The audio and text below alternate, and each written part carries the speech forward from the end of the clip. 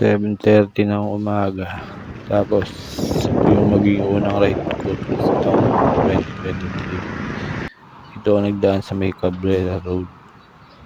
Tapos ayan, huminto mo sandali para mag-video. Tapos umahon ako dito sa Tikling.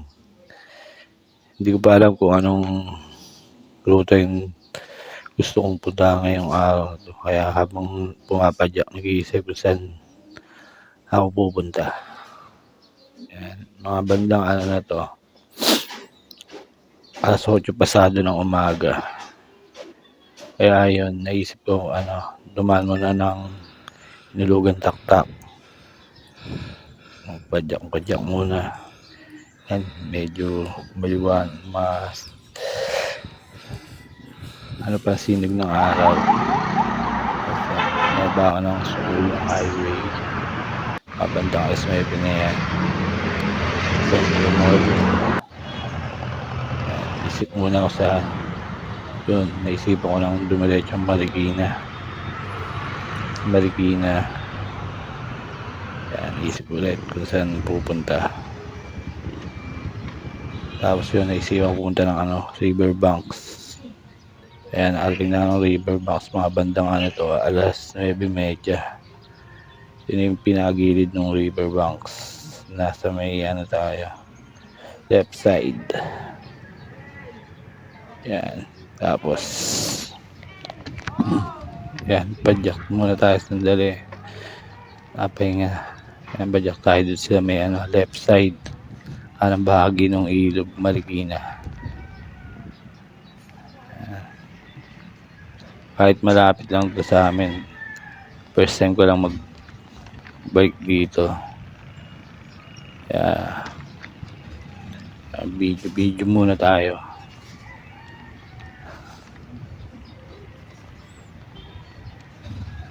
Tapos yung mga parang yan, tuloy na yan, dan tayo dadaan mamaya para papunta doon sa kabila.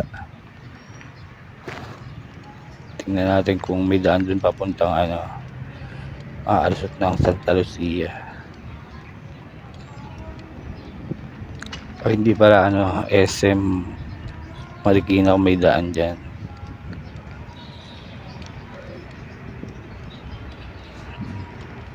Maya lang yan, tatawid na ako sa kabila, sa may right side, kanang bahagi ng ilog.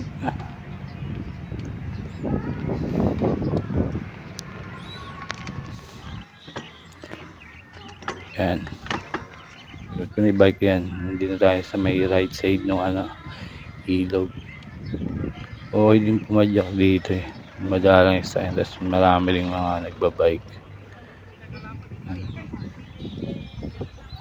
Wala nakita yung mga nandito sa parke na to sa Marikina Riverbanks. Videohan lang natin mga yan, bandang alas 10 na ng umaga niyan.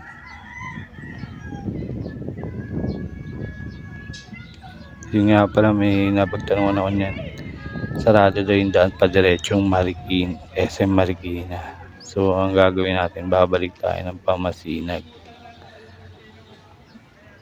Yun magiging daan natin pauwi.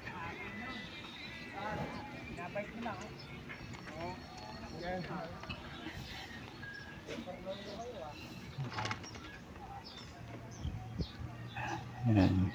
Ito yung part na hihinto para picture, kasi maganda yung yung pesta na to. Yan. Ito na. Picture muna mga repa peeps.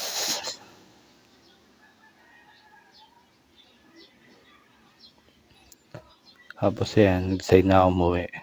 Hindi na tayo sa may Sumulong Highway. Hindi na ako napag-video nung tayo sa may Marcos Highway. Medyo marami sasakyan sa tanghali na.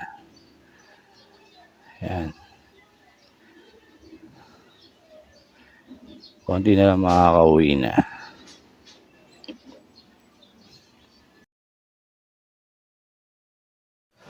Tapos na ating ride na 'to naka 46 kilometers tayo, tas moving time 2 hours and 45 minutes. Nakakarating ako ng bahay mga 12:00 na ng tanghali. Sakto lang. Hanggang sa muli mga Repa Peeps. Salamat.